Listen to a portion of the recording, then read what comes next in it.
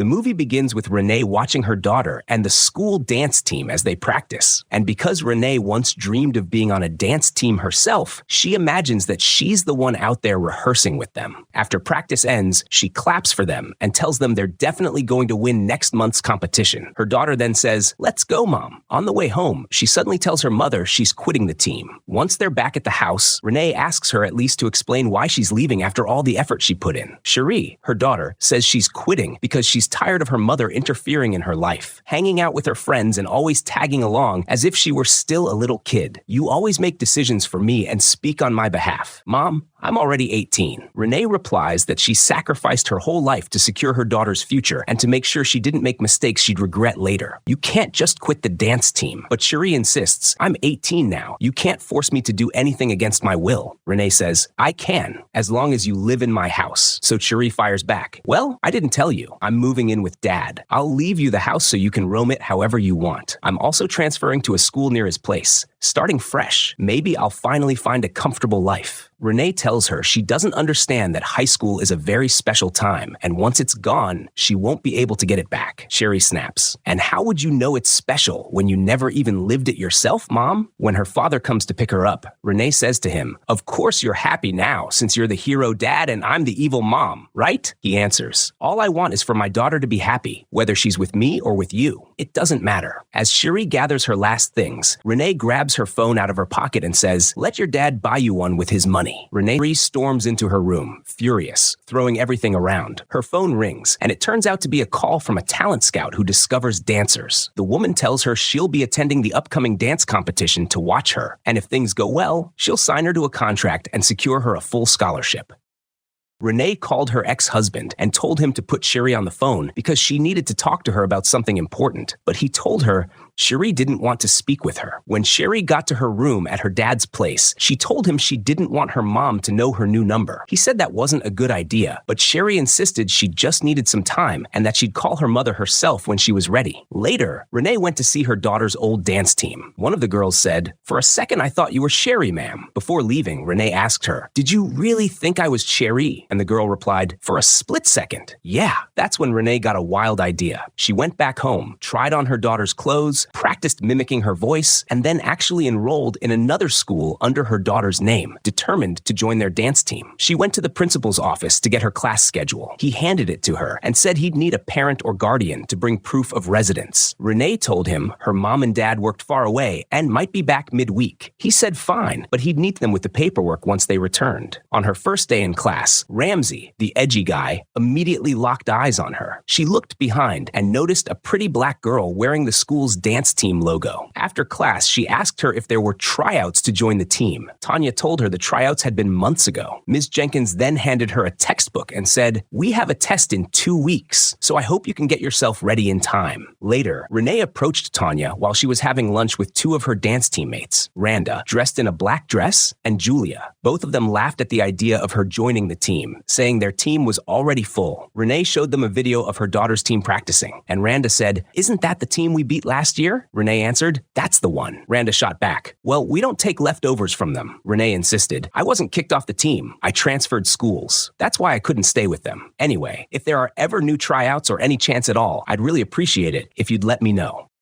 Renee grew frustrated with Julia for mocking her, and to secure herself a spot on the dance team, she came up with a plan. Disguised in a white hoodie and glasses, she shoved Julia down the stairs. Randa assumed Julia had fallen because she was always glued to her phone. Playing innocent, Renee walked over and asked what happened, and Tanya told her Julia had fallen from the stairs, suffered a concussion, and cracked a few ribs. "Looks like it's your lucky day," Tanya added. "We're holding tryouts to replace her on the team." During the audition, Renee performed far better than the others, and she knew they'd accept her. Later, when her sister visited her at home, she was shocked at Renee's appearance and asked what on earth she'd done to herself. She also said, "I've been trying to call Cherie, but her phone's completely dead." Renee answered that Cherie had moved in with her dad and she didn't know her new number. Right then, Renee received a message confirming she'd been accepted onto the school's dance team. Her sister grew suspicious of her look, her bag, and the whole story. Renee quickly covered, saying it was part of a new program at her company, and asked her sister to leave leave because she was too busy to talk. The next day, Renee brought a cake to Miss Jenkins and told her it was from her mom. Miss Jenkins thanked her for the effort, but explained she couldn't take it because she was allergic to peanuts. She also gave her another warning. I don't allow gum in my class. Renee tossed the cake and gum into the trash. After class, Ramsey came up to introduce himself, but she brushed him off, saying, sorry, baby, I don't date underage boys. He told her he was 19 and about to start college. She smirked and said, well, in that case, take my number now. While training with Tanya, Randa barged in and snapped, focus on your practice. I'm not losing this competition because of you. And by the way, do something about those wrinkles and that dry skin. This isn't a grandma team, lady.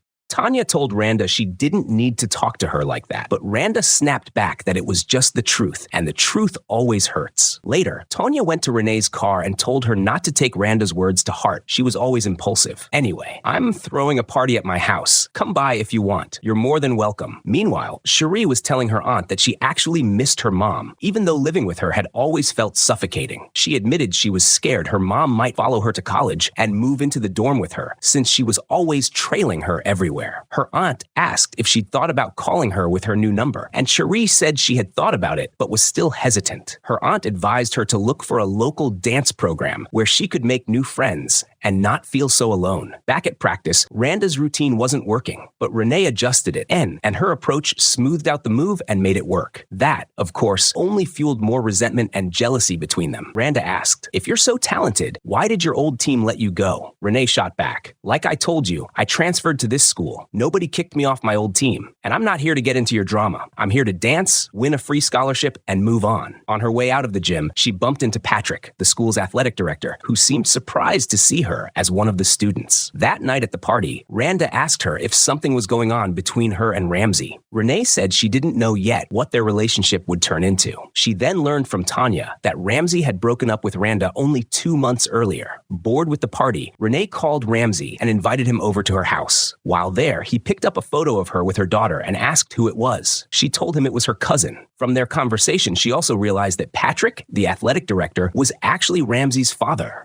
Things heated up quickly between Renee and Ramsey as they grew closer, but suddenly Renee's sister walked in. She demanded to know who he was, and Renee brushed it off, saying he was just a coworker. Ramsey bolted out of the house. Her sister warned her, you're going to ruin your life, Renee. He's underage. Renee snapped back, mind your own business. Her sister then told her, your daughter's school keeps sending me paperwork and notices. Maybe you should check why they haven't officially recorded her withdrawal yet. Renee snatched the papers from her and said, next time you want to come over, at least call first. This isn't a barn, you know? The next day, while she was having breakfast with Tanya, Randa came over and asked to see a video of her old team. She zoomed in on Cherie and grew suspicious, thinking the girl in the video didn't look like the one standing in front of them. Renee quickly grabbed the phone back and made an excuse to leave. Randa muttered to Tanya, something's off about this girl calling herself Cherry, and I won't stop until I find out what it is. Tanya just rolled her eyes and said, you really need to stop listening to all those true crime podcasts. They've fried your brain. Later, Randa watched bitterly as Renee hung out with Ramsey. She followed her all the way home, where she overheard Cherie saying to her mom, why are you dressed like that? Renee casually replied, just trying out a new look, before spotting Randa's car parked nearby. Randa panicked and drove off. Renee turned back to her daughter and asked, what are you doing here? Cherie explained she'd come to grab some things she'd forgotten, but when she checked her room, her dance clothes were gone. She asked her mom where they were, and Renee told her she figured she was done with dancing, so she donated them to charity. Cherie was furious. Just because I was gone for 2 weeks doesn't give you the right to touch my stuff, Mom. Renee shot back. Maybe you should have called or talked to me so I'd know what you were thinking. Cherie's voice cracked as she answered, the only thing I need from you is to leave my things alone. She grabbed her stuff and stormed out.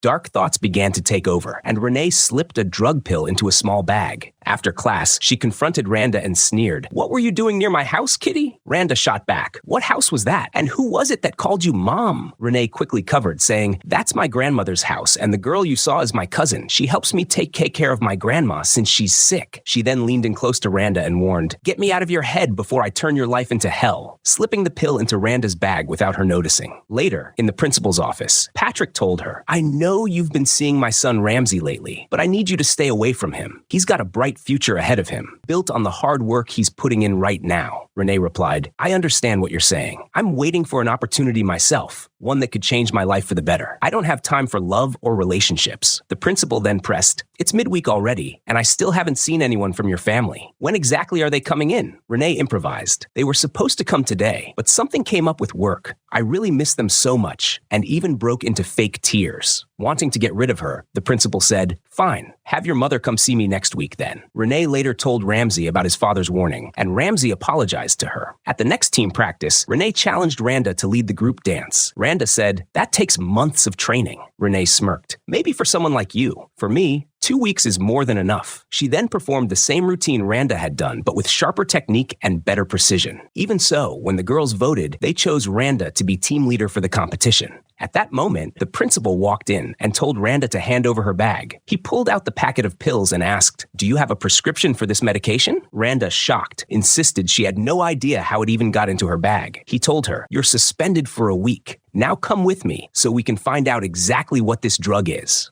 The next day, Randa confronted Renee and said, "I know you're the one behind what happened. Enjoy the dance team all by yourself." Renee's bigger problem came when Miss Jenkins told her, "Your grades, frankly, aren't good enough. I have to suspend your academic activity." Renee asked, "What do you mean by academic activity?" Miss Jenkins clarified, "It means you're out of the dance team as long as it's affecting your academic performance." Renee begged her to reconsider, or at least let her retake the test without being kicked off the team, but Miss Jenkins stood firm. Later, Renee sat with Tonya, who told her, "You need to fix things with Randa and bring her back to the team." Renee asked how, and Tonya replied, "An apology, whatever it takes. We don't have time to find anyone else." The next day at school, Renee went to Randa and told her she was talented, that talent scouts would be watching the competition, and added, "If you're upset about Ramsey, I can text him right now." "It's over, baby." Randa responded, "Forget it. I'm not a bad person wishing harm on others. All I want is to win the competition." Renee then told her, "You'll rejoin the team, and you'll take the lead dance in the competition." Randa agreed. Meanwhile, the principal called Renee, thinking she was Cherry's mother, and asked for the residency paperwork. She told him she had it, but would be late that day. "I can make a copy and bring it to your office first thing tomorrow," she offered. He said that was fine. Back home, she forged a property deed and made a copy. She tried to sneak it into his office, but unfortunately he walked in on her. "What are you doing here?" he demanded. She quickly said she was dropping off the residency papers. He replied, "In that case, I need your mother to come sign some important documents. Please go fetch her right away." She stammered, "Can't she just sign it online?" But he insisted, "No, run and get your mother immediately."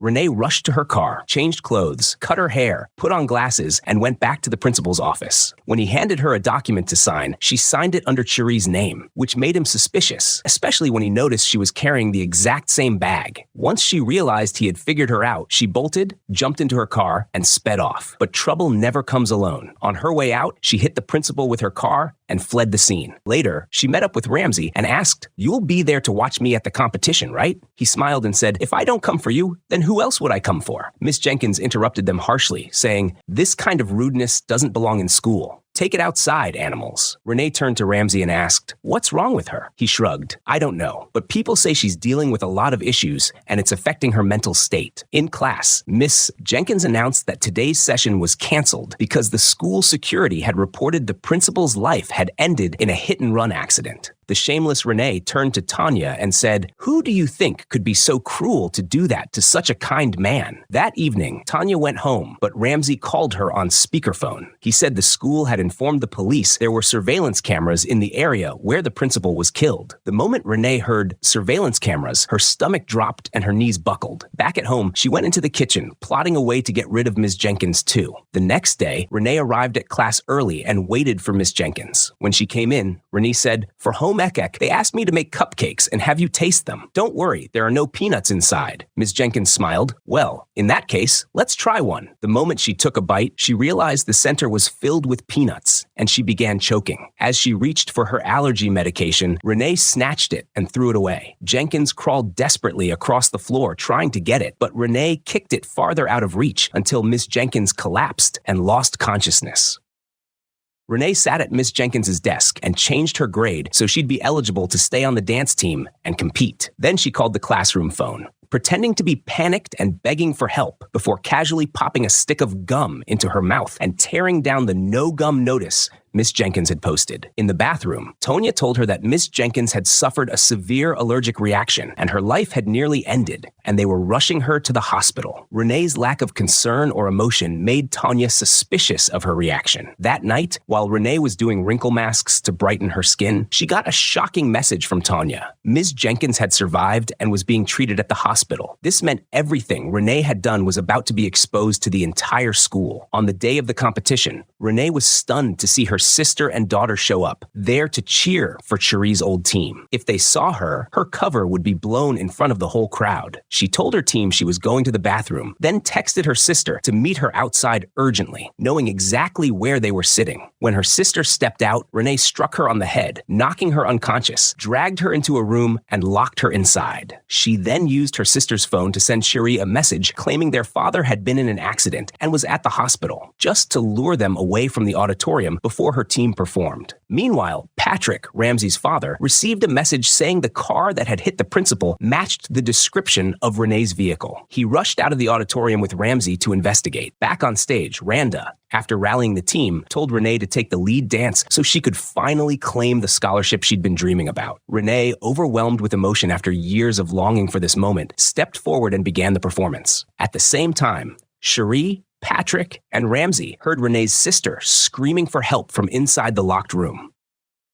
She told them Renee was the one who hit her on the head and locked her in the room. Ramsey looked confused and said, "Wait a second, aren't you her cousin?" She snapped back, "Cousin? That's her mom." He stammered, "Hold up. So I was in love with a 30-something mom sneaking around for a secret relationship? I can't even process this." Renee's sister added, "I saw you with her at the house before, remember?" Patrick then pieced it together. "That means your mother enrolled under your name just to get on the school's dance team. I'd bet she's the one who killed the principal, and she tried to finish off Miss Jenkins too." They all rushed into the auditorium, where Renee's team was performing with her as the undisputed star. After the routine ended, Cherie confronted her. "So you went ahead and did it, Mom? You performed in the competition under my name?" When the talent scout stepped forward to congratulate Renee, she realized Renee had faked her identity as a high school student. "Say goodbye to that scholarship, baby, because you'll never touch it as long as I'm alive," she said. The announcer then declared Renee's team the winners, and they stepped up to accept the trophy, while Renee basked in the moment. Patrick came forward and told her the police wanted a word. Renee tried to explain, "I just wanted to help my daughter get a scholarship," but Cherie cut her off. "No, Mom, everything you did was for yourself, not for me." Renee fired back, "Whatever, you all saw it. No matter my age, I deserve opportunities like yours, and I'm better than all of you at dancing. If I hadn't wasted my life protecting my daughter, I'd be somewhere else entirely." The police then arrested her, and the film closed with the scholarship and prize being awarded to Cherie's old team after Renee's deceit and fraud were exposed. That's where today's recap ends.